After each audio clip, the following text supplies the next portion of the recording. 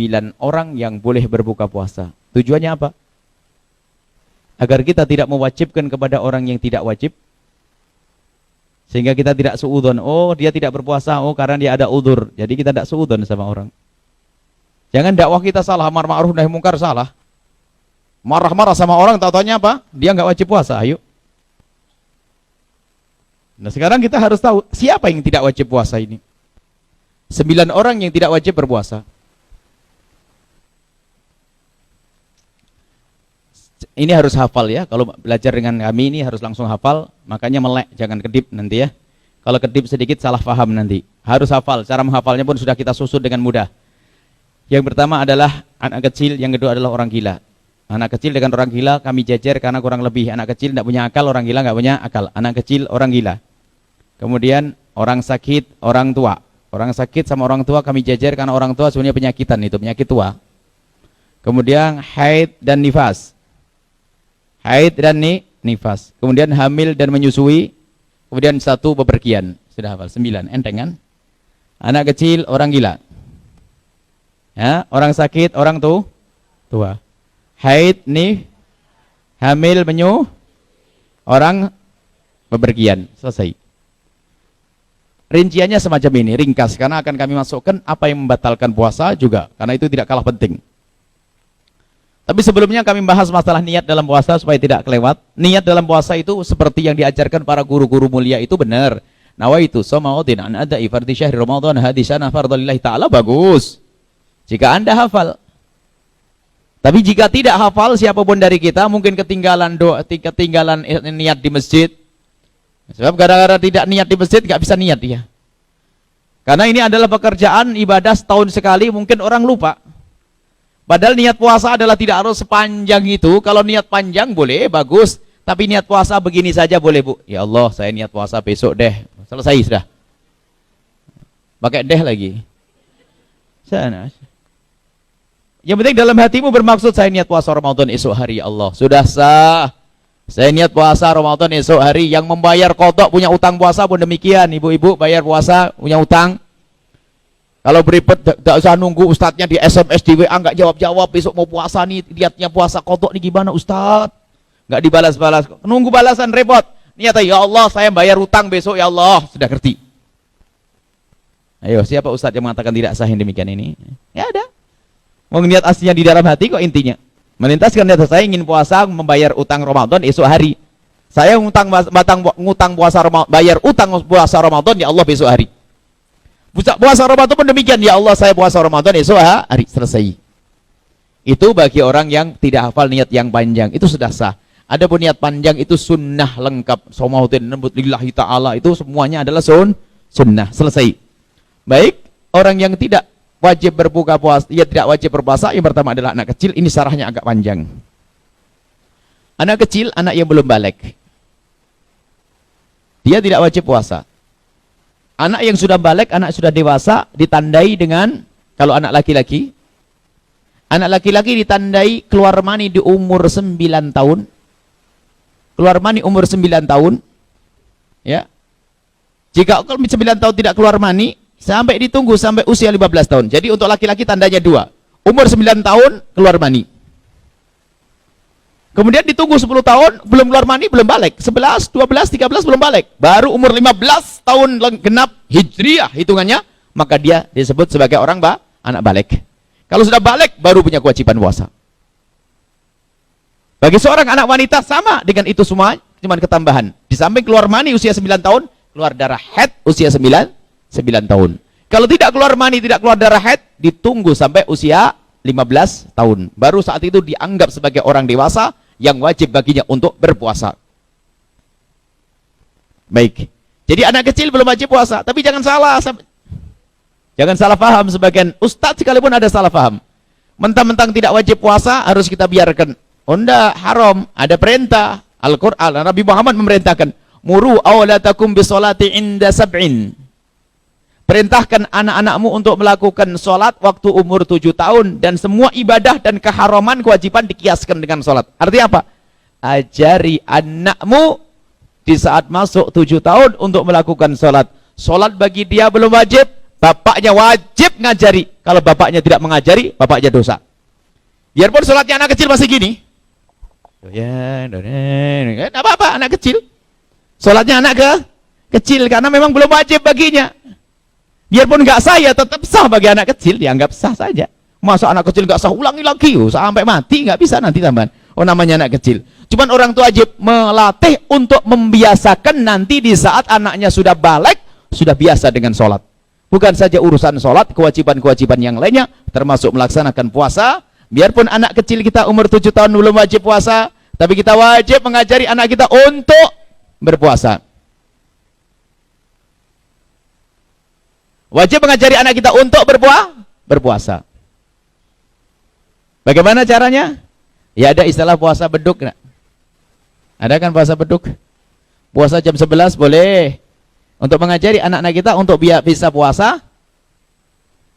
Dan ibu kalau ngajari anaknya yang serius itu, jangan dianggap guyonan itu. Jadi karena dia mau belajar, dedek sahur ya sama mama, ya sama ibu, ya sahur, kasih makan yang enak, susu dan sebagainya. Pagi nggak boleh itu, nggak boleh makan. Sampai kapan? Janjinya jam 10. Jam 10. Itu setengah jam bagi mereka berarti, lamanya mama 1 jam lagi ya, muter lagi. 1 jam. Jam 10 disiapin buka. Nanti sahur puasa lagi ya sampai maghrib. Hari pertama jam 10, hari kedua jam 11, hari ketiga jam 12. Bisa itu perlahan demi perlahan. Jadi puasa beduk bagi anak kecil adalah ada untuk mendidik. Tapi bagi bapak-bapak nggak ada loh ya. Nggak ada. Dikasih beduk nanti itu. Jadi anak kecil itu mendidik. Sampai kapan? Sampai di saat mereka balik sudah terbiasa dengan puasa. Bukan saja urusan puasa saja, segala keharaman harus kita biasakan anak kita untuk menjauhinya, termasuk melaksanakan kewajiban yang lainnya. Mohon maaf, menutup aurat. Jadi yang jangan anggap sepele ini, adik-adik kecil solehah ini, umur kecil sudah dilatih untuk menutup aurat. Biarpun kadang-kadang kepanasan dibuka, namanya anak kecil belum wajib. Makanya ini anak kecil dilatih mulai kecil. Mulai 7 tahun sudah mulai dilatih sampai di saat mereka sudah balik, sudah siap dengan kerudungnya. Jangan seperti sebagian orang dibiarkan anaknya, giliran sudah balik, suruh pakai kerudung, ya gulet, berantem sama ibunya. Tidak pernah dididik dari kecil. Dididik mulai dari kecil, dibiasakan untuk menutup aurat. Dan bagi orang tuanya pahala. Dan kalau orang tuanya membiarkan dosa, anak kecil dilatih. Dari sini adalah tujuannya untuk ke sana. Di saat anak sudah balik, mereka sudah siap untuk melaksanakan kewajiban. Jadi untuk anak kecil, kalau anak kecil kadang dibuka, kadang ini masih wajar. Yang jadi masalah adalah ibu-ibu. Kadang-kadang ada sebagian ibu-ibu, kalau pengajian kerudungan, tapi kalau sudah di rumah jadi anak kecil. Nggak boleh bu ya. Insya Allah ini solehah semua, nggak ada yang jadi anak kecil. Sampai di rumah jadi anak kecil lagi ini. Anak kecil umur 7 tahun bu, itu yang boleh buka, buka, tutup, Kalau sudah ibu-ibu nggak boleh. Kalau dilihat laum laki-laki hukumnya haram. Dan ketahuilah ini adalah kewajiban. Jadi kalau ibu menutup aurat semacam ini, itu lebih bagus pahalanya daripada sholat semalam suntuk. Sebab sholat semalam suntuk adalah sunnah. Ibu menutup aurat hukumnya wajib. Kalau kepada suami yang enggak adalah bu, kepada suami enggak ada aurat. Ibu buka semuanya di depan suami tidak ada masalah. Suami, ada orang salah paham nanti. Kalau di depan anak boleh kelihatan kepala, dengan paman boleh kelihatan rambut dan sebagainya. Cuman dengan orang lain hendaknya ditutup, jangan menjadi anak-anak. Sebab ada sebagian ibu-ibu pengajian di daerah sana, kalau di sini mas solehah semua enggak, ini benar. Yang di tempat lain itu karenanya apa? Waktu pengajian jadi ibu-ibu, kalau pulang jadi anak-anak. Musibah ini. Yakini bahasanya itu adalah kewajiban. Baik, selesai ya. Jadi termasuk kewajiban-kewajiban, larangan-larangan harus dijauhi. Biarpun bagi mereka belum haram, tidak bisa disifati haram. Hanya orang sakit saja yang berkata, anak-anakku, kamu umur 7 tahun, 8 tahun belum balik ya. Berarti kamu belum dosa nak. Tolong nak, curiin buat abah sebanyak-banyak. Nyuri yang banyak-banyak. Atau mabuklah sepuas-puasmu sebelum kamu balik. Atau zinalah sepuas-puasmu sebelum kamu balik. Nggak ada itu semuanya. Kalau biarkan anaknya mencuri, berzina, dosa orang tuanya. Biarpun bagi sang anak tidak ada anak tidak ada dosa. Karena akalnya belum ada saat itu. Apa belum balik? Sudah. Itu adalah syariat. Selesai. Anak kecil tidak wajib puasa, tapi bagi orang tua wajib ngajari puasa. Selesai. Jadi anak kecil tidak wajib puasa. Yang kedua adalah orang gila. Orang gila tidak wajib puasa. sudah tidak wajib, nggak dosa lagi. Enak. Kalau mati orang kalau ada orang gila dari kecil sampai tua, kok gila, itu kalau mati masuk surga. Enak ya. Nah, baik. Kalau ada, mungkin ada di antara ibu-ibu, bapak-bapak pengen saya itu malas sholat, malas puasa. Gimana agar saya tidak sholat, tidak puasa, dan tidak dosa? Oh, gampang. Daftar gila saja, cepat sana. Jadi, baik, orang gila tidak punya dosa. Subhanallah. Di hadapan manusia hina ya. Tapi dia adalah tidak pernah hina di hadapan Allah. Kelihatannya di hadapan manusia hina. Dia tidak punya dosa, dia orang gila. Selesai. Kemudian orang sakit. Orang sakit sama orang tua. Orang sakit seperti apa itu? Sakit yang memberatkan baginya untuk puasa. Menurut siapa? Menurut dokter Muslim yang bisa dipercaya, sama menurut pengalaman dirinya sendiri.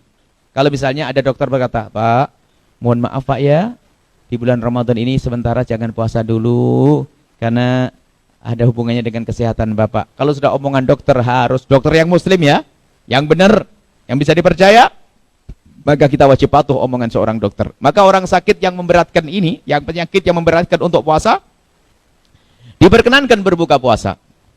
Ini menurut kata dokter. Yang kedua, menurut pengalaman dirimu sendiri.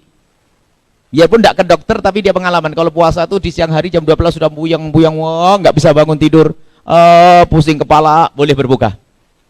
Sesuai dengan pengalaman. Omongan selain dari dua orang ini nggak pernah dianggap. Omongan orang lain, kamu buka saja, oh enggak, saya kuat kok. Jadi omongan dokter sama pengalaman dirinya sendiri. Orang sakit. Kemudian ada lagi orang tua. Orang tua, mohon maaf para ibu-ibu yang solehah atau bapak-bapak yang soleh, kadang-kadang semangat ibadahnya tinggi sampai mbahnya sudah sepuh dipaksa untuk puasa. Itu namanya kurang ajar, mempercepat nanti namanya. Nggak boleh begitu tuh. Biarpun ajal sudah ada, ya, tapi kita harus disayang-sayang itu. Kalau orang sepuh, orang sudah tua, dan kalau kita melihat beliau kalau berpuasa itu berat, sampaikan kepada beliau, Mbah, nggak usah puasa, diganti zikir saja. Nanti diganti dengan satu fidyah 1 mud 6,7 on setiap hari ya puasa yang ditinggalkan. Jadi Mbah nggak usah puasa. Dan perlu dikasih tahu, jangan disembunyikan ilmu ini dari mereka. Sebab mohon maaf, orang-orang sepuh kadang-kadang merasa sudah sepuh, sudah tua, takut ajalnya tiba dalam keadaan dia bermaksiat. Karena orang takut kepada Allah, kadang maksa untuk puasa. Karena dia merasa sudah tua, mau mati. Saya tidak ingin mati masuk neraka. Sehingga kadang dia memaksakan ibadah puasa. Kita sebagai seorang anak, cucu yang mengerti hukumnya seperti itu, jelaskan kepada mbah kita, Mbah, sebetulnya bagi mbah yang sepuh, yang berat puasa, puasa tidak wajib, gak usah maksain. Gak usah puasa, jangan dipaksakan. Yang penting zikirnya banyak Mbah, makan yang cukup, zikir yang banyak. Ini kemurahan dari syariat Islam. Jangan disembunyikan ilmu ini. Dibohongi mbahnya suruh puasa sampai Masya Allah, tidak pernah gerak dari kursinya. Ini kan zalim, haram. Baik. Kemudian setelah itu adalah haid dan nifas. Sudah jelas ya, ibu lagi haid tidak puasa, lagi nifas tidak puasa. Sudah jelas, nggak usah dijelaskan ini. Kalau lagi haid haram berpuasa, bukan sekadar tidak boleh. Sama orang sakit, kata dokter berbahaya, kok puasa jadi haram. Ajib. Indahnya syariat. Wong ya malam kewajiban kok jadi haram, kan ada aneh ya. Dari wajib menjadi haram. Anda kalau berpuasa malah sakit menjadi parah, maka haram berpuasa. Loh, ini kan kewajiban. Iya sudahlah, jangan ngarang syariat. Karena membahayakan dirimu sendiri, dan Allah melarang kalian menjerumuskan diri kalian dalam kebahaya. Wala tulqu bi aydikum ila tahlukati. Jangan kemasukkan dirimu dalam kehancuran. Nah, termasuk haid adalah haram berpuasa, nifas haram berpuasa. Kemudian 7-8 adalah hamil dan menyusui. Hamil, berapa bulan pun hamilnya. Kalau ada orang hamil setahun setengah, tetap dia boleh berbuka puasa. Menyusui, cuman kalau menyusui ada batasnya, Ibu. Menyusui bayi 2 tahun, jangan menyusui bayi 14 tahun, 15 tahun. Ini kacau nanti. Alasan nanti, aduh bayi saya, ini saya nyusui bayi. Ya, bayinya berapa, Bu? 16 tahun. Nggak ada. Bayi 2 tahun paling lama. Baik, subhanallah. Ini kemurahan dari syariat Islam, Ibu. Kemurahan dari syariat Islam. Cuman kalau ada seorang ibu memaksa untuk puasa, boleh. Asalkan tidak membahayakan sang bayi, tidak membahayakan sang ibu. Ini boleh memaksa, tapi jangan membahayakan. Tapi kemudahan dari syariat Islam. Awas, hati-hati ini masalah. Kalau halal, makanya ini harus dikasih tahu juga. Jangan orang salah. mewajibkan kepada orang yang tidak wajib, hukumnya haram. Dan niat bahaya, mewajibkan sesuatu yang tidak wajib bahaya. Melanggar puasa juga dosa gede. Ada ibu perempuan katanya solehah, istrinya ustadz lagi. 4-5 tahun nggak pernah puasa Ramadan, Bu. Gimana nih kisahnya? 4-5 tahun nggak pernah puasa Ramadan. Tapi gayanya solehah. Karena suaminya sayang, suruh hamil, nyusui 2 tahun, hamil lagi, nyusui 2 tahun, hamil lagi, nyusui 2 tahun, hamil lagi, nyusui 2 tahun. Anaknya 12. Kali 3. Hebat ya. Dan tidak dosa, pahala terus dia. Kalau mati, mati syahid. Makanya ibu jangan takut punya anak banyak. Tenang Pak, insya Allah. Siap, 15. Hah? Apa nanti? Oh, bayarnya itu urusan nanti, yang penting nggak wajib dulu. Bayarnya juga semampunya kok nanti. Kalau habis 45 tahun selesai kok meninggal, sudah nggak wajib dibayar lagi, meninggal. Masuk surga. Kalau masih ada umur panjang, ya tinggal kotok, hitung-hitung ibadah tambahan kok. Nah, seperti itu. Jadi yang jelas kemurahan dari syariat Islam harus disampaikan. Ya ibu kalau hamil, menyusui sama menyusui. Termasuk menyusui ini adalah bukan menyusui bayinya sendiri. Ada bayi yang orang lain yang harus ditolong. Bahkan sebagian ulama mengatakan bukan bayinya orang lain pun. Misalnya apa? Ibu punya kambing 1 beranak 6, induknya mati. Sebab kalau namanya kambing harus disusui. Ibu susui itu kambing. Nah gara-gara nyusui kambing, laparan, boleh buka puasa. Ayo, enak bener syariat Islam ini. Ya, lihat, kemudahan. Dan ini jangan ditutup-tutupi ini. Ini kebenaran sudah. Jadi ibu kalau hamil boleh berbuka. Cuman kalau ibu kuat sebaiknya ditahan dulu ya, sebab ngutang memang bayar nanti repot. Masalah membayar ada ilmunya sendiri nanti. Dan tidak dosa orang itu. 45 tahun tadi nggak dosa. Karena apa? Mau giliran waktunya mau bayar, hamil lagi. Giliran bayar, hamil lagi. Itu namanya suami sayang, Bu. Luar biasa itu. Baik, kemudian yang terakhir adalah bepergian. Bepergian tujuannya adalah tidak kurang dari 84 km. Tujuannya tidak kurang dari 84 km. Kemudian di samping itu, dia harus sudah keluar dari rumahnya sebelum subuh. Misalnya kalau ibu mau ke Cirebon malam Ramadan misalnya, di Cirebon boleh, besok bisa, asalkan di Cirebon tidak lebih dari 4 hari. Hanya 4 hari saja. Buya saya mau tinggal di Cirebon 4 hari. Rombongan jamaah Ar-Rahman ke Al-Bahjah. Pasti bulan Ramadan. Berangkatnya sebelum subuh. Maka sampai di sana tinggal ngomong, Buya saya tidak puasa, saya mau sarapan nanti. Karena ibu dalam bepergi. Kalau masalah nggak malu mau urusan ibu tuh. Ini cuman masalah bolehnya boleh. Karena ibu dalam bepergi. Perjalanannya lebih dari 84 kilo. Kemudian keluarnya adalah apa? Sebelum subuh. Jadi yang penting subuh itu kita sudah di luar kota, di luar tempat kita. Kalau subuh sudah di luar tempat kita, maka kita boleh berbuka, boleh. Mana yang lebih bagus? Ya tentu sesuai dengan kemampuan seseorang. Jika bagimu puasa adalah mudah, maka hendaknya engkau mengutamakan puasa. Tapi kalau puasa bagimu berat, jangan maksakan, haram malahan. Karena ada pada zaman Nabi orangnya lemah. Orangnya itu lemah. Jadi kalau puasa itu memaksakan diri dalam bepergian puasa, jadi sering pingsan, ngerepoti yang lainnya. Digerumunin orang. Akhirnya Nabi berkata, ngapain orang itu? Ya Rasulullah, dia memaksakan diri untuk puasa. Nabi tidak senang dengan yang demikian. Lalu Nabi berkata, laisa minal birri as-sawmu fis safari. Dalam bahasa Himyariyah yang alif lam diganti alif mim, laisa minim birim sawmu fim safari. Tidak ada baiknya bagi orang yang berat berpuasa di perjalanan, memaksakan diri berpuasa. Jadi disesuaikan dengan keadaanmu masing-masing. Kalau ke Cirebon saja keberatan, ya terlaluan deh. Dan tidak malu lah sama Buya minta sarapan bagi. Cuman ya kalau minta bakal saya kasih, insya Allah, lihat saja. Ini adalah kemudahan dalam syariat Islam, tidak boleh ditutup-tutupi. Mungkin ibu bapak punya tamu dari Surabaya, 3 hari di sini. Saya mau 3 hari di sini Pak. Karena dia tamu, tanyakan kepada tamu Anda. Bapak pengen puasa atau tidak? Kalau puasa saya bangunin sahur, kalau tidak saya buatin sarapan. Harus begitu. Selesai. 9 orang yang boleh berbuka puasa. Sekarang ditanyakan diri Anda sendiri. Anda anak kecil, anak gede? Gede. Berakal atau tidak? Gila misalnya. Ya? Tidak akal, enggak gila, sehat. Sakit atau tidak? Tidak. Head enggak? Enggak. Hamil enggak? Enggak. Bepergian tidak? Tidak. Berarti wajib puasa. Selesai.